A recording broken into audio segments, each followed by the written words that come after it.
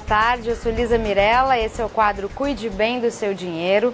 Hoje eu estou aqui com o contabilista Adalberto Aniceto e a gente vai conversar um pouquinho sobre o imposto de renda. Obrigada, Adalberto, por aceitar nosso convite. Obrigado a você, Lisa. Obrigado a todos que nos assistem. Bom, a gente já está na reta final do período de entrega da declaração. E pelos dados da Receita Federal, aqui na região de Rio Preto, ainda 70% dos contribuintes ainda não entregaram o documento. Se você tem dúvidas e quer saber mais sobre esse assunto, aproveita e deixa aí nos comentários que a gente vai responder tudo para você. Bom, para começar, a pergunta inicial: quem é obrigado a fazer a entrega da declaração este ano? Então, Lisa, a obrigatoriedade é para as pessoas que tiveram rendimentos tributáveis acima de R$ 28.500, R$ 28.590 e poucos reais, né? Rendimentos isentos acima de R$ 140 mil, né, valores arredondados, ou quem teve movimentação, eu sugiro sempre quem teve movimentação de bens imóveis. Isso significa o quê? Vendeu ou Vendeu comprou? Imóvel, comprou imóvel, né? Tá? Isso é interessante. Por que a pessoa deve ficar atenta e declarar nesse sentido? Então, ou quem tem patrimônio, só complementando, ou quem tem patrimônio acima de R$ 300 mil. Existem algumas informações que a Receita Federal ela recebe, eu costumo brincar muitas vezes, antes da gente mesmo, né? A compra de imóvel, por exemplo, a venda, assim que o cartório registra esse imóvel, ele já faz um documento chamado DIMOB, né? Declaração de Movimentação Imobiliária, ou DOI, Documentação de Imobiliária, Operações Imobiliárias, né? E a Receita Federal recebe essa informação.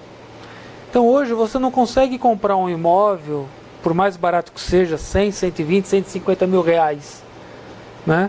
Então você comprou, você vendeu, para onde foi esse dinheiro, da onde veio esse dinheiro, são perguntas que a Receita Federal vai querer saber. E ela está de olho sempre. Sempre, sempre, né? Então, hoje pela manhã um amigo ligou para mim: Adalberto, preciso declarar meu carro? Primeira pergunta: você comprou esse carro 0 quilômetro? Ah, eu comprei. Com nota fiscal? Claro. Ah, foi. A Receita Federal já sabe que você comprou. É um carro que custa 120 mil reais, como que você não vai declarar um carro desse? E se fosse um carro usado, ele precisaria também declarar? Existem alguns valores que são chamados bens de pequenas montas, né? Que normalmente não se declara. Eu parto do princípio... O que é? Um carro popular? 40 mil reais? Não, um carro popular. Ou um carro que você comprou usado, você vendeu alguma coisa, você recebeu, você tinha recurso para comprar aquilo, facilmente declarado, tem por hábito não declarar. E normalmente hoje as pessoas elas compram um carro e ficam pouco tempo com o carro. Então é sempre aquela movimentação muito grande. Eu sou muito preventivo, Lisa. Eu sugiro sempre que declare. Tudo que transacionou no nosso nome, no nosso CPF, é importante declarar. Certo. Né? Tá, eu comprei um carro usado, né? Ah, fui lá, comprei um carro 10 mil reais, né? Comprei uma moto de 3 mil reais. Você transferiu para o seu nome. Você passou via cartório, você passou via Detran, né? Via órgãos fiscalizadores.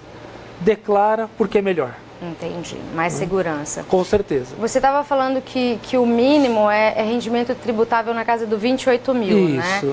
Faz muitos anos que a tabela do IR não é corrigida, né? Faz. Isso acaba sendo injusto, muita gente que está ganhando pouco tem que pagar imposto, é isso? Então, eu lembro que anos atrás, eu ainda em São Paulo, morava em São Paulo, trabalhava lá, para eu entregar a declaração de imposto de renda, eu acho que eu estava no 3º ou 4º ano na mesma empresa já, que eu me tornei obrigado a declarar. Hoje você vê o piso da categoria, né? O piso da categoria hoje, da área contábil, é R$ 1.400. A pessoa, se ela tirar 2 férias no ano, ela já está obrigada a declarar imposto de renda. Ou seja, a pessoa ela ganha relativamente um salário baixo, que é um piso da categoria. Como ela teve 2 salários a mais no ano por causa das férias, ela vai estar obrigada a declarar. Porque ela já teve imposto retido na fonte. Porque ela teve imposto retido na fonte, exatamente. Então eu falo assim, é injusto? Da falsa percepção, né? Como uma amiga falou no final de semana, de conversando: Alberto, eu tenho que entregar imposto de renda? Eu falei: me dá o seu informe de rendimento. Me deu, eu falei: tem. né? Ela falou, nossa, vou me sentir importante, né? Eu falei, exatamente. Então, dá falsa percepção de que, eu estou entregando declaração de imposto de renda, eu estou ganhando bem. Sim. Não, é que, infelizmente, a tabela não aumenta, né? Então, cada vez mais está tendo pessoas que estão obrigadas a entregar a declaração. Certo. E agora, a gente é no finalzinho, dia 30 de abril, 30 né? de abril. Quais os documentos, para quem ainda não declarou, o que ele precisa separar? Bom, os documentos básicos, a pessoa nunca declarou ou já declarou, são os documentos pessoais, né? O CPF, onde consta ali nome completo, o CPF, título de eleitor é obrigatório colocar. Obrigatório não, mas é importante colocar. Na parte de rendimentos, né? Todos os rendimentos, isso é muito importante, Lisa, colocar, porque é o maior índice de malha fina, né? Às vezes a pessoa, ela esquece de colocar algum rendimento que ela teve. Me dá um exemplo prático. Um exemplo, a Adalberto Aniceto, ano passado, deu uma palestra sobre esse mesmo tema no Senac. E fui remunerado. Você acha que um ano depois eu vou lembrar que eu recebi R$300 do Senac por ter dado uma palestra? Eu não lembrava mais. E isso pode levar a malha fina? Isso pode levar a malha fina. Entendi. Então, cuidado. Todo o valor que você recebeu, né, no exercício, você tem que declarar.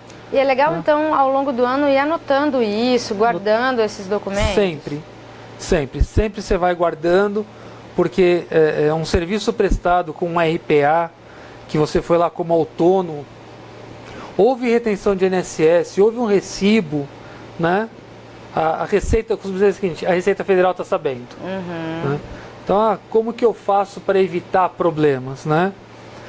Eu tenho certificado digital, né? Por exemplo, a minha declaração de imposto de renda eu ainda não fiz, mas ela está pronta. Com o meu certificado digital, eu entrei no portal da Receita Federal, fui lá, declaração pré-preenchida.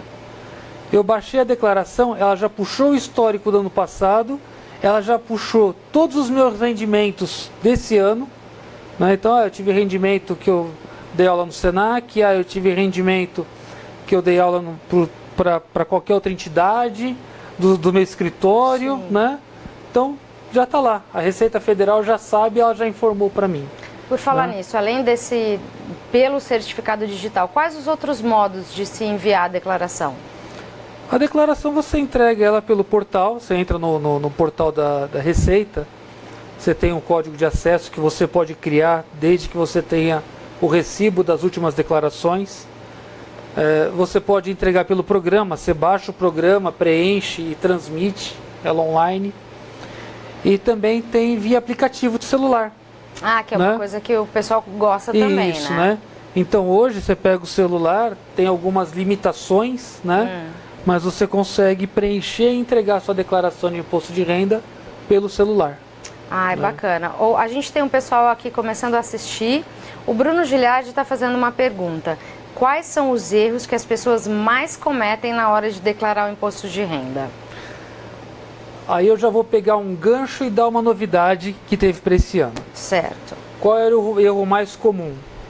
O casal com filhos, ele declara dependente, que o filho é dependente, e a esposa também declara que o filho é dependente, né? Esse é um erro muito comum, tanto que agora... Só te interrompendo, mas esse erro, ele é um erro proposital, para os dois conseguirem ter uma restituição, ou é um erro mesmo? Tem casos de erro proposital, tá? Chamado... de má fé, uma fraude, né? E tem o caso que às vezes... eu falo porque já aconteceu comigo enquanto fazendo imposto de renda. O marido trouxe para eu fazer o imposto de renda e o responsável contábil pela empresa que a esposa trabalhava pegou para fazer o imposto de renda dela. E nós não se conversamos. Eu declarei os filhos como dependente, né? E no caso dela também. E ela, como os filhos estavam, ela recebia inclusive salário família pelos filhos e tal, ele também declarou lá, né? Tá? Como na época não era obrigado a colocar CPF, a Receita Federal não pegou, né? Porém, no ano seguinte nós retificamos, tal. Hoje a Receita, com filhos com 8 anos ou mais, é obrigada a colocar o CPF na declaração. Então, e é justamente para isso, então, para cruzar o pai e a mãe. O pai e a mãe, às vezes o vô tem a guarda da criança, mas o pai vai e declara, né? Pais divorciados, os dois declaram. Então agora a tendência é que não se tenha mais esse erro. E essa é a novidade desse ano, então? Do CPF, sim. A partir dos 8 anos. E se eu não me engano, hoje a criança nasceu, fez a certidão de nascimento, já está sendo gerado um número de CPF para ela. Ah, já faz na hora, já está sendo né? feito de imediato. Bacana. Outro erro muito comum, viu, Bruno? A questão de você esquecer de declarar rendimentos. Esse é um erro muito comum, né? E uma coisa que eu peço muita atenção para os meus clientes ou para os amigos que me perguntam é recibo médico. Ah, esse né? é um ponto delicado, né? Gente, eu fui lá no médico, eu fui no dentista, eu fui no psicólogo, ele me deu o recibo dele. Perfeito. Como que você pagou? Eu paguei em cheque. Tira uma cópia do cheque, anexa o recibo, né? Tá? Eu paguei em dinheiro, dependendo do montante, tenta lembrar de onde veio esse dinheiro. Eu saquei da minha conta, né? Porque é muito comum hoje malha fina, né? Nós estarmos respondendo malha fina, a pessoa às vezes procura para fazer uma defesa por recibo. Então né? não basta mais ter apenas o recibo, ter lá, pago, pedido o recibo. Não, tem que comprovar o pagamento. Eu estou com um caso de um médico, né? Inclusive doutores, doutoras, né? Médicos, dentistas. Vocês, a hora que vocês colocam lá que vocês são da área de saúde, a Receita já fiscaliza vocês de uma maneira diferente, né? Tem que ficar atento então. E esse caso ele tinha os comprovantes, todos os recibos. Eu pedi a declaração do profissional que atendeu ele. Na declaração do profissional também estava que ele tinha recebido aquele valor. Então, ou seja, a receita ela estava lá, com a declaração da pessoa que prestou, com a declaração de quem recebeu, casando. Porém, a Receita Federal ela quis e notificou para que apresentasse o comprovante de pagamento, como que havia sido pago. Né? Nossa, mas e se um ano depois eu não tiver mais, eu não souber, não me lembrar? Exatamente, aí você tem que justificar. Nesse caso, foram algumas consultas, valor base 10 mil, e aí teve duas que ele tinha o cheque, então nós conseguimos tirar a cópia do cheque. Teve mais uma que ele não tinha o comprovante, nós justificamos que foi pago em dinheiro, né, em espécie e tal, e a Receita Federal acatou. Que estava dentro da renda dele. Exatamente. Né? Aproveitando que você está falando sobre a malha fina, quais os principais erros, né? O que a gente faz para cair na malha fina? Então... Ou o que não deve fazer? O que não deve fazer. Inventar, tá, gente? Inventar recibo médico, inventar despesa educacional, tá? Por mais que uma segunda língua hoje é obrigatório você saber falar, curso de inglês, espanhol, alemão não é dedutível. É só escola normal? Escola, faculdade, pós-graduação, mestrado, só cursos oficiais reconhecidos pelo MEC. Então tem esse detalhe. Esse detalhe. Então, às vezes a pessoa, ela se formou já faz 3 anos, mas ela continua declarando que ela está pagando a graduação ou tal. Isso, vamos lembrar que todas as informações são casadas, né? Muito comum aluguel, né? Eu não declaro que eu recebi aluguel. Eu tenho lá 3, 4 casas de aluguel e não declaro. Só que a pessoa, meu inquilino, declara. Sim. E a imobiliária, ela declara através da Dimob que eu tive esse rendimento. Isso também está sendo motivo de malha. Então, nesse caso é fácil. Esse é um caminho fácil da Receita achar. Sim. Vamos imaginar que transacionou dinheiro via banco, transacionou via cartório, via imobiliária, né?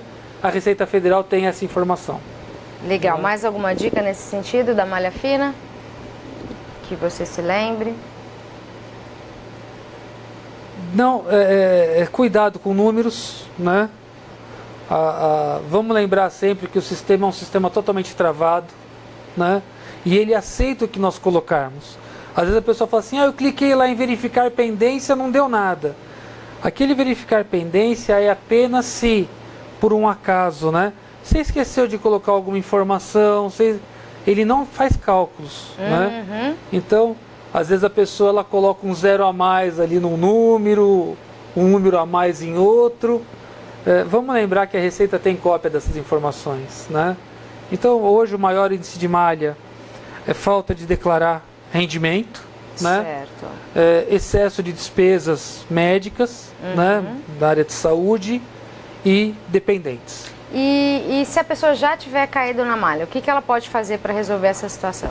Hoje a Receita Federal ela tá bem bacana, né, nesse ponto. Em que sentido? Como eu comentei, a hora que você entrega a declaração, você consegue criar um código de acesso. Com esse código de acesso, você consegue entrar e verificar como que está o andamento da sua declaração de imposto de renda. Como que está o processamento dela. Se você cai na malha, primeiro você recebe uma carta, né? Se o endereço estiver correto, você vai receber a notificação da Receita Federal, dizendo assim: olha, foram encontradas inconsistências na sua declaração. Entre no portal e verifique. E aí você vai verificar lá.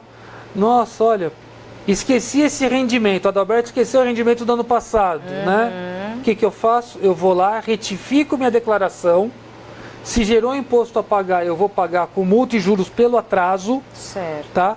Porém, eu não sou autuado por essa entrega, por essa informação. A autuação significa uma multa. Uma multa. Então, assim, normalmente eu sou notificado, eu posso acompanhar o processamento e depois, se eu não tiver posicionamento nenhum, aí vem a Receita Federal com as multas, que pode ser 70%, 80%, 100% do valor do imposto, né? E se for constatado fraude, por exemplo, um recibo médico frio, né, inidôneo, a multa é 100% do valor do recibo. Pode ser muito alto esse valor. Né? Tá? Então eu falo assim, às vezes a pessoa entrega, eu tenho por hábito, eu faço imposto de renda, eu gero o código de acesso e falo para a pessoa, olha, constantemente entra aqui e vai verificando como está seu processamento. Né? Tá? Vai verificando como está seu processamento e tal. E eu tenho por hábito fazer isso, viu, Lisa? Porque, e aí já fica uma dica aos colegas profissionais da contabilidade e às pessoas que fazem imposto de renda, porque não é obrigado você ser contador para fazer imposto de renda de terceiros, né? Você tem uma responsabilidade solidária. Se você informar alguma coisa errada, né, ou deixar de informar alguma coisa por não ter alertado o seu cliente, ele pode simplesmente falar assim: a pessoa que fez meu imposto de renda é conivente com o meu erro, tá? E te acionar para que você pague a multa junto com ele. Nossa, né? Pode acontecer isso. Pode. E já teve vários casos nesse sentido. Não são divulgados, mas já teve casos. Então, você se predispôs a fazer imposto de renda para terceiros, faça com cuidado, com cautela, verifique o acompanhamento, né? Esteja sempre acompanhando. Tem que saber o que tá fazendo. Lembrando que você tem 5 anos, né, que você tem que tomar cuidado com isso. Né? Legal. Bom, se você tem aí uma dúvida, uma pergunta, coloca nos comentários que ainda dá tempo de ser respondida. E eu queria que você falasse um pouquinho, explicasse a diferença, porque a gente tem 2 modelos, Sim. O simplificado e o completo. Qual é mais vantajoso? Para quem? Como que funciona? O modelo, sim, vamos entender assim, o imposto de renda você paga sobre o seu rendimento, ponto, né? Aí a Receita Federal, ela fala o seguinte, olha, do total que você ganha, 20% são para suas necessidades básicas, né? Então 20% você usa para pagar saúde, educação, né? Tal. E os outros 80% é a base de cálculo do imposto que você vai declarar. Certo. Esse é o método simplificado, ou seja, então no método simplificado, o que deduz? Dependentes, basicamente dependentes, e o INSS e tal. Então quando eu faço o método simplificado, eu não lanço despesa com médico, despesa com educação, né? Eu não preciso lançar minhas despesas ali. Certo. O próprio governo, o próprio sistema, ele entende que 20% é a despesa. Ah, não, minhas despesas são maiores que 20%. Então, esse é o método completo, onde eu vou informar o quanto eu gastei com educação, o quanto eu gastei com saúde, né? Tá? uma possível ação trabalhista, alguma coisa que eu paguei advogado, eu também lanço ali. E aí a Receita Federal ela calcula. No sistema atual do imposto de renda, conforme você está preenchendo, do lado esquerdo embaixo ele já aparece para você o valor que você teria a restituir ou a pagar nos dois métodos. Já aparece? Completo ou simplificado. Até uns anos atrás, não, nós tínhamos que fazer um método, gravávamos, entrávamos, convertíamos para o outro, complementávamos a informação para poder verificar qual que era mais vantajoso. Entendi. Hoje o próprio aplicativo do Imposto de Renda Pessoa Física, ele já te informa qual que é o mais interessante. Mas de uma forma geral, o completo é melhor para quem tem filhos, muitos gastos com saúde? Exatamente. É mais ou menos essa leitura. Então assim, eu gosto de usar sempre o exemplo prático, né? Da minha esposa a gente faz o simplificado. Né? Por quê? Porque as despesas que nós temos estão no meu CPF. Certo. Então, a escola da minha filha menor, a faculdade da minha filha maior, então, ou seja, filho dependente eu posso declarar até 21 anos, exceto se estiver estudando vai até 24. Então, por exemplo, a faculdade da minha filha maior eu declaro na minha, como dependente minha. Então, as minhas filhas, convênio médico, tudo. Porque a maior fonte de renda em casa é minha. Entendido. Então, a minha declaração ela é completa. Porque eu tenho as despesas que eu declaro. As da sua mulher. Como a minha esposa ela não tem despesa, né? Tá? Ela entrega simplificada. Entendido. E tem alguma maneira da gente aumentar a restituição? Legal, claro. Opa. Né? A gente tem isso? Tem alguma coisa? Enfim. Tem. Por exemplo, a minha filha faz um tratamento ortodôntico, né? E passou praticamente o ano 2017, minha esposa levava, buscava, tal, pagava. Chegou agora, eu lembrei. Falei, amor, cadê o recibo do dentista da Bela? Eu não peguei, né? Então, esses pequenos esquecimentos fazem a gente pagar mais imposto. Entendi. Né? Então, assim, foi no médico, pagou consulta, pega recibo. Foi no dentista, psicólogo, pagou, pega recibo. Pagou escola, recibo, né? Então, assim, é a maneira mais legal que a gente tem, né? É declarar corretamente os dependentes, declarar corretamente as despesas e declarar corretamente as receitas. E tem que tomar um cuidado muito grande com aplicações financeiras, viu, Lisa? Né? Você que eu sei que tem muito dinheiro, gosta de aplicar, VGBL, PPBL. Era sobre isso que eu ia te perguntar agora. Tá? Aplicação financeira, tem aplicação financeira que é isenta de imposto de renda, como a poupança, por exemplo. Existem algumas aplicações que tem o imposto retido, então quando você vai sacar o rendimento, o banco já retém e já paga para o governo. E tem outras que não, que o banco retém e paga, porém cabe a você reter uma outra parte e pagar, né? Então nós temos que tomar muito cuidado com aplicações financeiras. Tem aplicações financeiras que são altamente prejudiciais. Principalmente, um exemplo, título de capitalização. Você faz o título de capitalização por 24 meses, 2 anos. Você precisou sacar antes desse período. Pode se preparar que a paulada do imposto de renda vai ser grande. E se ficar durante o tempo previsto? Previsto, aí você tem que verificar que tipo de aplicação que é, mas normalmente se você fica o prazo todo, você não paga imposto de renda ou você paga apenas sobre um percentual do rendimento. Nem é uma aplicação de fato, né? Exatamente. Então assim, tem que analisar sempre que tipo de aplicação financeira nós estamos fazendo. Legal, eu tenho uma pergunta aqui do Itamar Carvalhais. Sempre faço o meu imposto de renda, mas recebi agora um precatório alimentício que se arrastou por cerca de 20 anos em ação movida contra o Estado, que vou precisar declarar no IR de 2019. Vou precisar de ajuda profissional para fazer essa declaração quando chegar a hora? Tamara, eu sugiro que sim, porque você recebeu um precatório. Se você abrir a declaração hoje, tem um campo próprio para rendimentos de ações judiciais, tal, de anos anteriores, né? Tá? É fácil, simplesmente eu coloco lá, né? Eu deduzo o que foi a parte do advogado e coloco. eu sugiro procurar um especialista ou alguém que te assessore para fazer, porque vai ter os detalhes, né? Sempre são os detalhes, a correção monetária que teve, a diferença entre a ação principal e os juros que você ganhou, para que você informe lá. Legal. Bom, e a gente também tem o programa Destinação Solidária. Eu queria que você falasse sobre ele. É um projeto tão bacana, mas que parece que não emplaca em Rio Preto, né? Então, a Destinação Solidária, todos os anos, como presidente do sindicato, a gente está sempre próximo à Receita Federal para que faça isso. O que é? Se eu faço a minha declaração no modo completo, né? Tá? Gerou imposto a pagar, né? Eu entro lá e faço opção por destinação solidária.